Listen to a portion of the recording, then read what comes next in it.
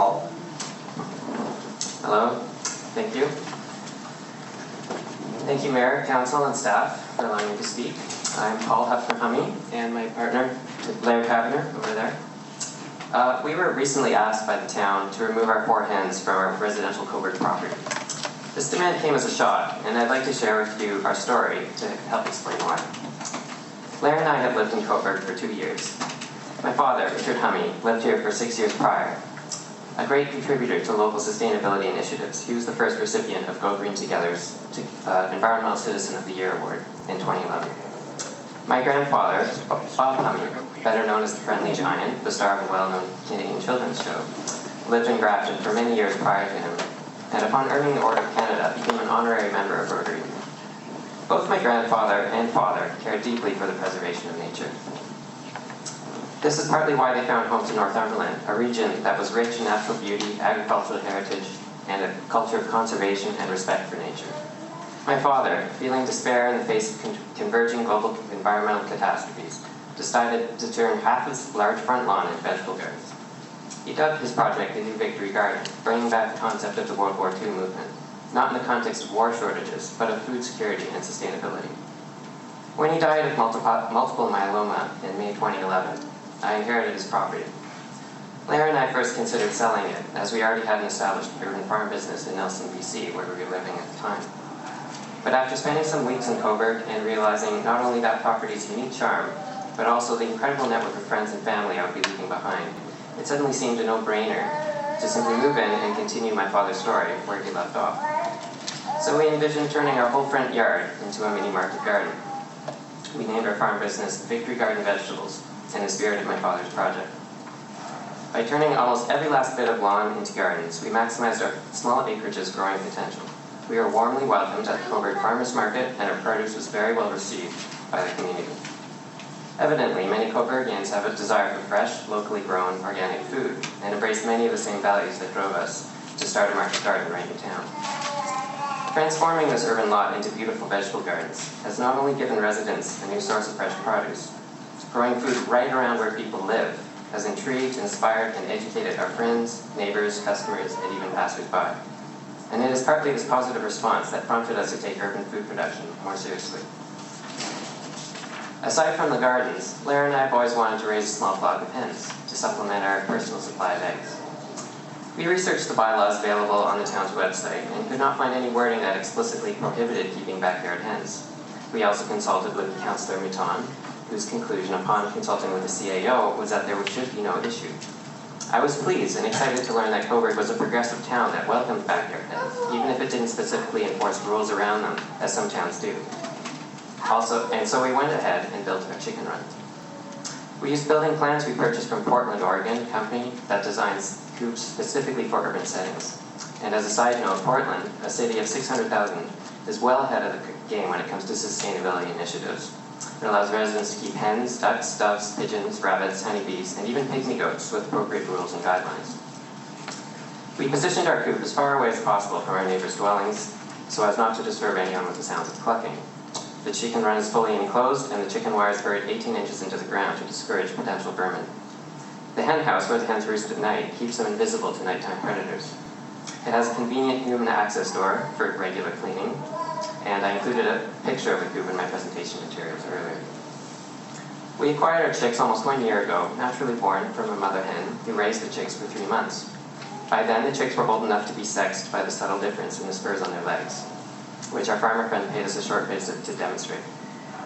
She took back the male chicks and mother hen, and we were left with our 4 pullets.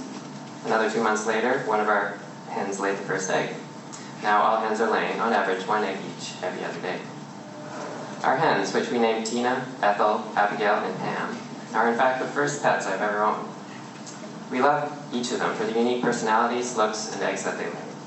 Theirs are the most beautiful pink, tan, and powder blue eggs I've ever had the privilege to enjoy. The girls are quiet and never roam free. Their coop has less odor than a kitty litter, and everyone who has seen them has been only heartened by their presence. Then, last month, to our shock and dismay, we got a letter from the planning department that they've been informed that we may be illegally keeping chickens. They explained that it violated the zoning bylaw and asked us to remove the birds by August 19th. Apparently, since keeping fowl falls under the category of agricultural use, and agricultural use is not a permitted use for residential properties, our hens were prohibited. The definition of agricultural use is alarmingly broad, and it is defined on page 5 of zoning bylaw number 85-2003. For example, listed in its definition is the quote, cultivation of land and associated production, conditioning, processing, and storing of field crops, vegetables, fruit, horticultural crops, and nursery stock, end quote. That sweeping definition could also include growing a home vegetable garden or canning homegrown beets, or even storing winter squash in your basement. The definition also mentions the quote, raising, breeding, and care of livestock, fowl, and fur-bearing animals, end quote. Aren't cats and dogs fur-bearing animals too? Whether or not this definition could apply to home gardeners or keeping cats and dogs, there was no doubt in my mind that it did necessarily include the operation of our urban farm business, as it clearly met a few of those conditions. However, when asked whether our business would have to be shut down as well, Rob Franklin replied that the town would not oppose its operation so long as nothing is sold on site. Is it written down that the town is only concerned about the keeping of livestock in on-site sales? Or is it common for the town to take a seemingly arbitrary subset of the written bylaw as its position, to be discovered only through trial and error? An increasing number of North American municipalities now allow, and often even encourage, the keeping of chickens, usually with sensible restrictions such as a limit to the number, no roosters, and so on.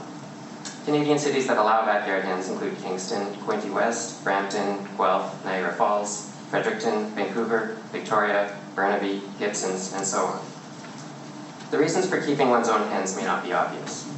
Beyond providing the most trustworthy, affordable source of free-range eggs, chickens are remarkably efficient at breaking down kitchen waste and garden debris, offering owners a practical option for reducing their household waste output, particularly in a county that lacks a green waste strategy.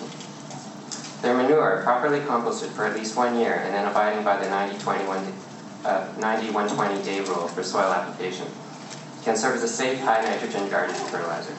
The compost can enrich soil without the use of petrochemical and mined fertilizers, which are fraught with environmental problems. Chickens also chase after bugs, including mosquitoes, naturally reducing local pest populations. They serve to educate visitors as to how their food is produced and provide opportunities to demonstrate responsible, ethical animal husbandry. Hens allowed to engage in normal behavior like dust baths and chasing bugs are no doubt happier than those living in most commercial poultry operations. So on behalf of Blair and myself, and the approximately 450 Cobourgians who have signed our petition, I would request the town consider amending the zoning bylaw to permit the responsible keeping of backyard hens in residential zones. And I have the petition here, hard copy.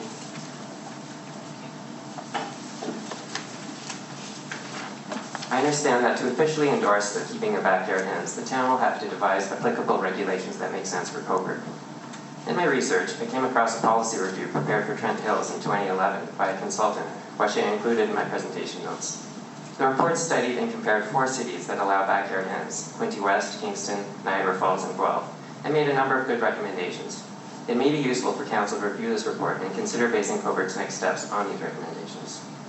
Some Canadians, such as food rights activist Paul Hughes from Calgary, argue that, quote, growing one's own food in any reasonable way is an inalienable human right upheld by Article 25 of the UN Declaration of Human Rights, to which Canada is a signatory, end quote. Hughes argues city-dwelling Canadians have a charter right to raise their own food by keeping hens. In fact, he has taken the case to the Provincial Court of Alberta, and it is currently under litigation. In my phone conversation with him last week, he suggested the Canadian right to food trial is one that the town of Cobourg may wish to take notice of. Other cities are paying attention, including Toronto, which has, for now, halted proceedings against backyard chicken owners. We understand the so-called... You're down to 1 minute, Paul. We understand the so-called complaints we've received about our hens were not related to the sound of clucking, nor the scent of our chicken run. Our coop is clean, spacious, and well secured, and our hens are happy and disease-free. So I asked Mr. McGlashan for an extension on our hens removal, at least until the busiest portion of the farming season is over. And this morning I was very pleased to hear that he would agree to an extension until October. We have no evidence that our hens pose a disturbance to the neighborhood. On the contrary, the response we've had since we got the town's letter has been overwhelmingly supportive. We have met more of our neighbors and even discovered that both our next-door neighbors actually love our hens. In my notes, I included a letter by my next-door neighbor, Lisa Limondon, whose property abuts ours nearest the hens. Visiting the girls with her son has become a morning ritual. This petition, including the comments left on the online petition, should be more than enough reason for Council to consider introducing policy to allow urban backyard hens. Thank you very much.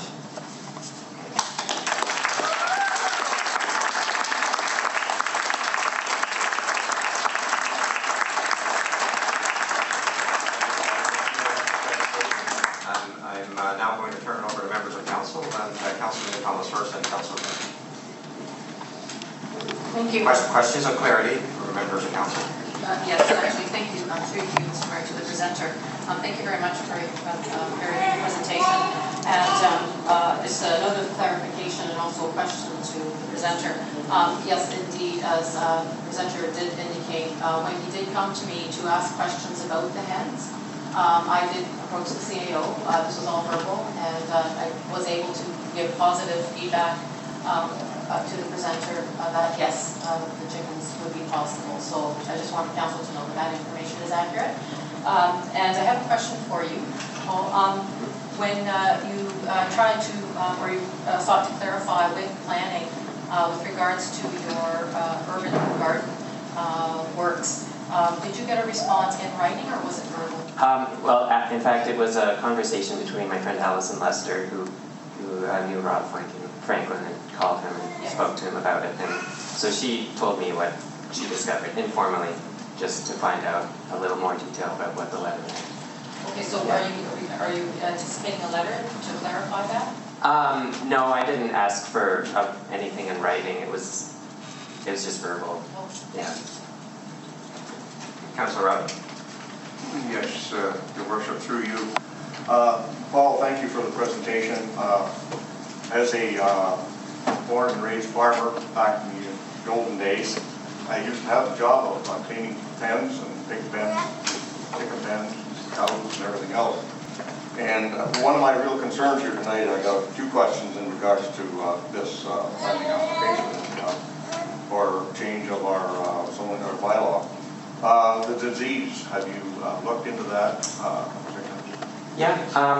Well, there's a lot of evidence to suggest that backyard hens could be seen as the solution to something, for instance, as avian flu, which is a common question.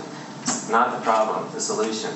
There's some studies showing how really that disease is caused in really dense factory farming, unhealthy conditions. That's where it explodes, and then it's transferred out of there, and it can infect outdoor flocks. But I also believe keeping hens enclosed and preventing contact with, say, migratory birds is a very good way of avoiding it. How are we going to monitor that as a municipality?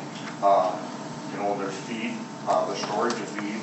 Because of rodents, I think you're going to run into a problem. Yeah. I think you're going to solve that problem. For sure, yeah. And then, of course, you'd have to look at the smell for neighboring properties. If we were to allow it for one person, and you know it yourself, that there's going to be several other people come forward and want the same thing. Yeah. And then we're going to get it. So I think probably the recommendation is to get something from the planning department, but I think really we should have a public meeting in regards to it. Sure, yeah. No, that makes a lot of sense. Yeah. Okay, any questions of clarity from members of Council? Councilor Todd? Yes, thank you, Worship. Through you to Paul, could you, we've had a discussion about your property. Could you just, for an enlightenment, tell folks what your biggest problem with pests in your property is? Pests in general? Yeah. In our garden? Yes. Well, just insects, I suppose. Something larger? Cats? Yes. There's cats. That's another good point. They do use our gardens as their litter box here and there, which is a problem. But yeah. Okay. And are there any other questions of clarity from members of Council? Okay. Seeing none, Paul. Well, thank you very much for your presentation. And as I said to the earlier presenter, there will be after all the presentations are made, there will be delegation action taken presented by Council. Thank you. Your Worship, we now have Deborah Panko, a Cobourg resident, regarding the town's order to remove hens from a residential property in the town of Cobourg. Welcome, Deborah. Hi. Thank you for permission to speak today. I have copies of my presentation. I don't know if anybody wants it. I'll leave them here, or if you would like.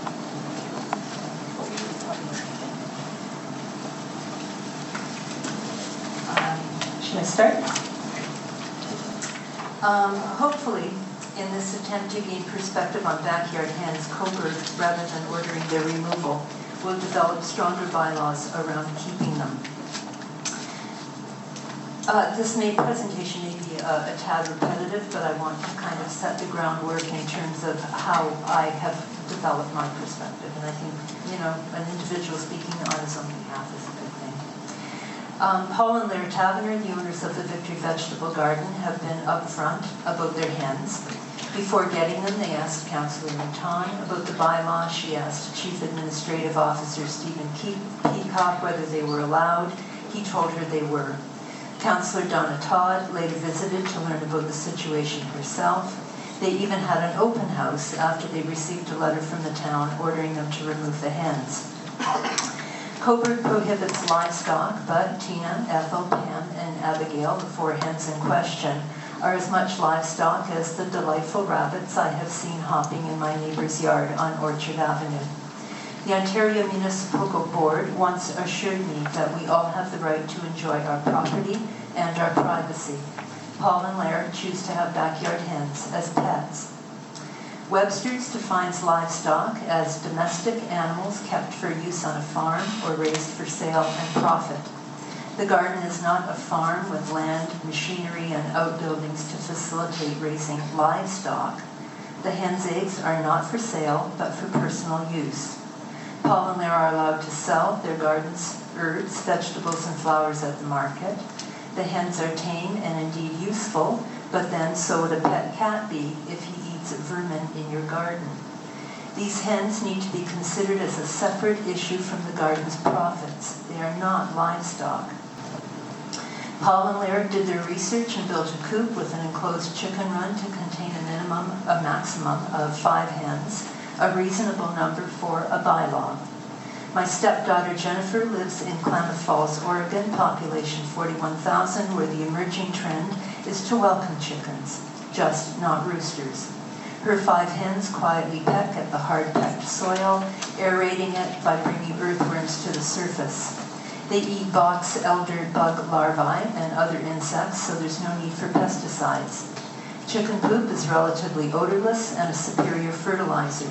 Jen advocates portable coops so hens can fertilize as they go, but Jen's hens come when they're called, so they roam freely, tidying up the undergrowth around her yard and making her garden lush.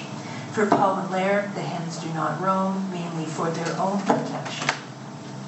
Back in the early 30s, the town of Thorold ordered my grandmother to get rid of her 2 cows because the raw milk her family was consuming was unpasteurized and deemed a threat to humans. My father, who is 97 and still growing strong, grew up on raw milk. Scientists say there are many times more bacteria in our bodies than cells. What was previously thought of as simply harmless is actually good bacteria, indispensable to our digestion and health. Pasteurization destroys the bacteria that causes tuberculosis, but it also destroys the good stuff. All kinds of pets and wildlife. I have backyard bird feeders, share their bacteria with us, so why pick on chickens? It's virtually impossible to live in hermetically sealed germ-free bubbles, so why not be practical and tailor a bylaw to simply control the movement of backyard hens?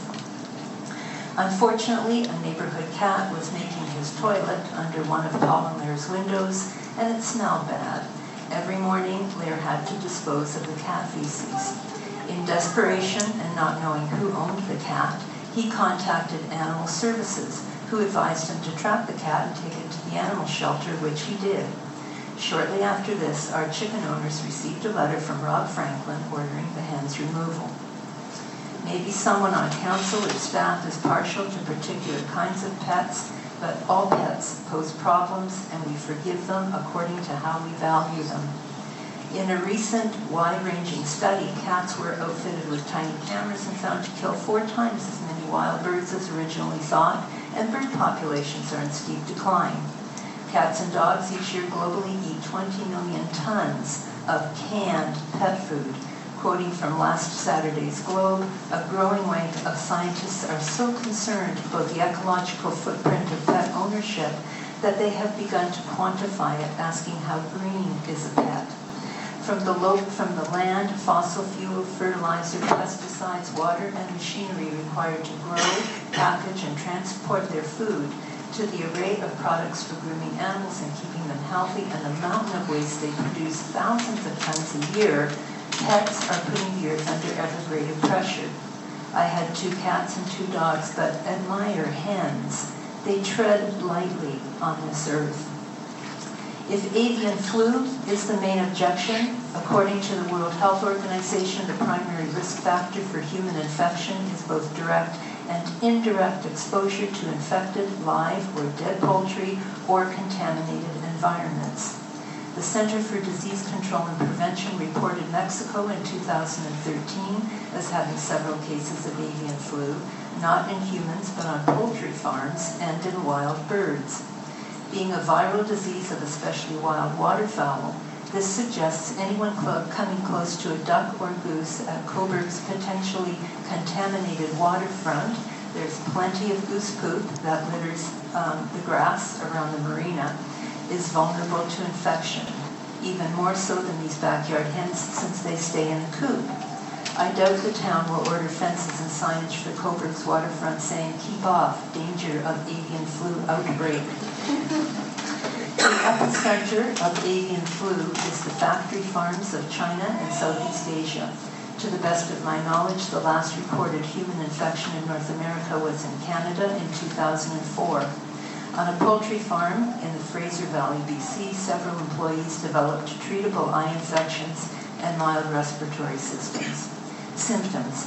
In south central Texas, also in 2004, the virus was detected in a flock of 7,000 chickens, but was not transmitted to humans. Factory farm hens, in massive numbers in small areas, are fed hormones that alter our endocrine systems, antibiotics that can weaken our immune systems, live in windowless enclosed sheds that distance us from them and their horrific conditions. Several backyard hens, cared for and watched over by their owners, are a move away from avian flu, not an excuse to remove them. The owners follow each egg from source to table. Who wouldn't rather eat their own backyard chicken eggs? Of course, the egg industry doesn't want competition for backyard chickens. To ensure profits and economic growth, all big business wants us to be dependent on it, and they make sure it happens. We can't get enough salt, sugar, fossil fuels, pharmaceuticals, television, text messaging, video games, all of it in some measure making us sick. According to the Globe, even our beloved Tim Hortons coffee is reported to have an addictive additive. Obesity, diabetes, heart disease, cancer are all on the rise. The poisoning of our water, soil, and air is criminal. Yet 2 gentlemen build a coop and for 4 docile hens in their backyard, hens that disturb no one and give back way more than what is needed for them. And Mr. Glenn McGlashan, the head of planning and development, threatens them with legal action. Big business doesn't need our help. These men need our support. Paul and Lair's hens, except when Ethel is trying to assert her dominance in the hen house, are a calm and soothing presence. Much like their owners, their industry is deliberate and tied in very immediate ways to this earth. Paul, a Waterloo computer science graduate, and Lair, a father who trusts in a future world for his son, think independently and actually do the work required to keep hens, an achievement to be encouraged. We need a network of such people. Whoever so confidently ordered the removal of these pets has done so without communicating to the public the reason behind it, without taking time for public dialogue, which is truly needed around such issues. You're down to your last minute. I'm on my last statement. Without taking time for public dialogue, which is truly needed around such issues, and without asking council to vote, whose interests are being represented here. Kingston, Brampton, Trenton allow backyard hens. Cobourg has the know-how to improve its bylaw and the room for those few who will choose to do it. Let our hens come home to roost.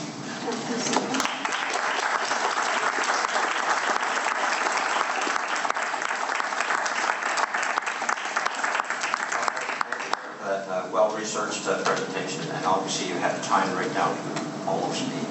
Just about. Almost to the second. It took a long time sorting out what to include and what not. So I'm going to open up to members of council who may have looking for, not debate, but questions of clarity at this particular point. Any members of council? Council, you're talking. I meant to actually ask the previous presenter, but I'm hoping that perhaps Deborah might be able to answer this. Are you aware that there's other hens in town? I'm not sure. I'm sure there are. Are there? I don't know. Does anyone have hens in town? I think there are, but I guess my point in bringing this up, Mr. Mayor, is that I think it does affect other people as well. It would affect, and I think it would be a really interesting. It's an interesting comment because I think somehow we think by allowing chickens there are going to be hordes of people in Cobourg that will have chickens, and I don't think that's the point. It takes a lot of work to have chickens, and I think a few may, and maybe they do, and a few may choose to have chickens. But I think we should at least be proactive and have bylaws that refine the issue and clarify the issue. Okay, thank you, Deborah. No other questions? Thank you again for your interesting presentation. Thank you again. Your Worship, as part of the presentations regarding backyard hens on the addendum, we have Katie Emery, a resident of Alma-Calvin Township, regarding backyard hens.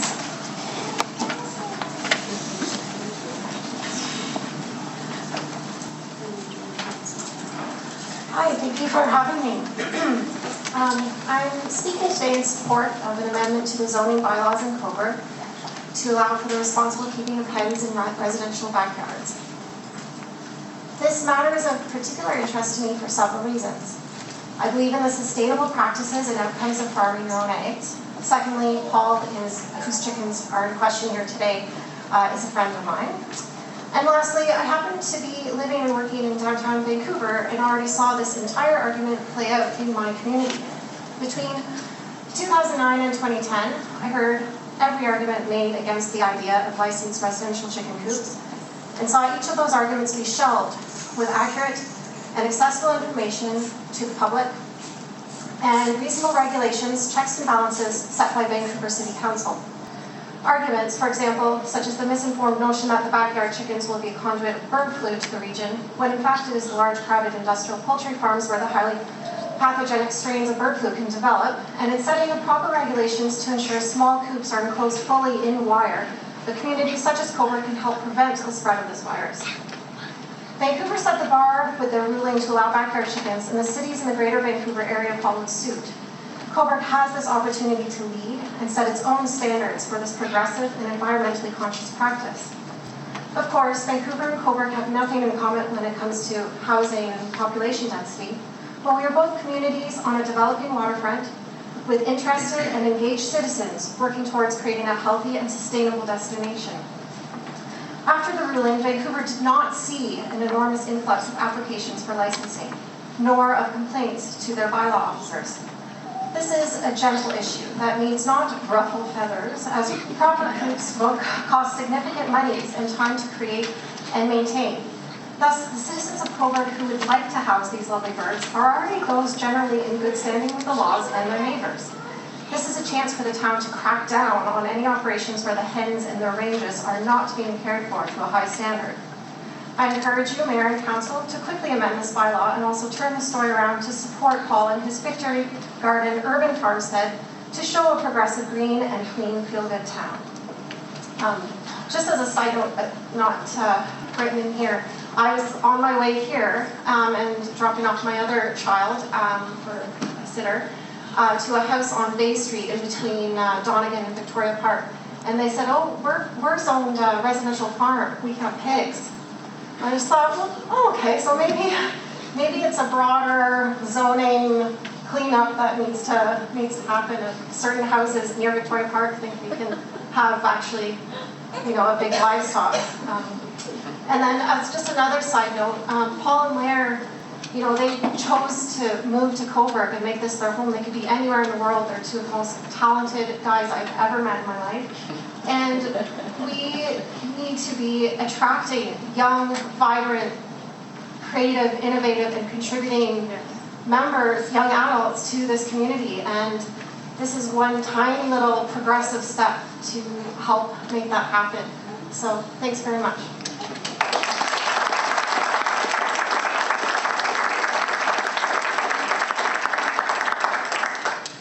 Thank you, Catherine, for that presentation. And again, I'm going to open up to members of council who may have some questions of clarity for you. I guess maybe we've covered everything at this point. So again, thank you for your presentation. Thank you.